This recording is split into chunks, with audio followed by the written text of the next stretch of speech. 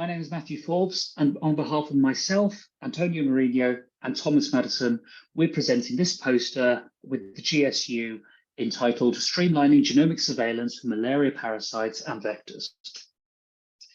So we are doing this work for the Malaria Gene Consortium, which is a global network of partners working to combat malaria through genomic surveillance.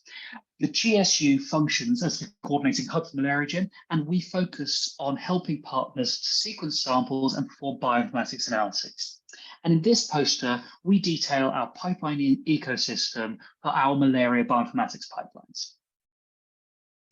So we write our pipelines using the Nextflow workflow language. Around that, we also write some of our code in Python to be orchestrated through these pipelines. And all of our pipelines are containerized using either Singularity or Docker. Now, in this poster, we detail 3 of our pipelines that we use to provide data back to our partners. So first of all, we have our Parasites Amplicon. This is essentially a pipeline which focuses very much on drug resistance loci and sequences small regions of the genome without necessarily looking at the whole genome, so just sequencing on those regions.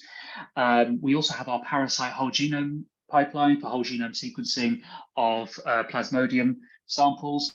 And we also have our vector whole genome sequencing to essentially sequence Anopheles gambiae and Phenestus samples.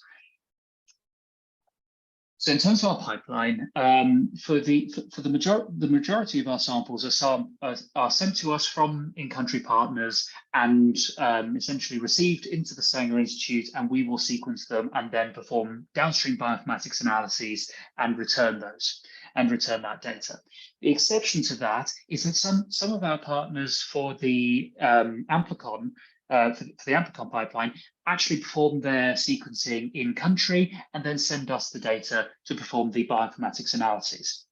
Now, the data that we return is dependent on the pipeline, and it's dictated by what the partners actually want. So for the in-country, for the Parasite Amplicon pipeline, we provide genetic report cards which contain summarized information about the genetic makeup of each sample with respect to drug resistance. And for the whole genome studies, we return VCF files for Parasite and ZAR files for Vector. So to summarize, our pipelines aid in the near real-time delivery of genomic surveillance data for both Parasite and Vector.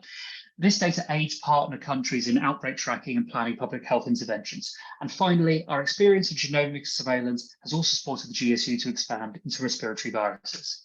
So thanks very much for listening, and I hope to see you in Lyon.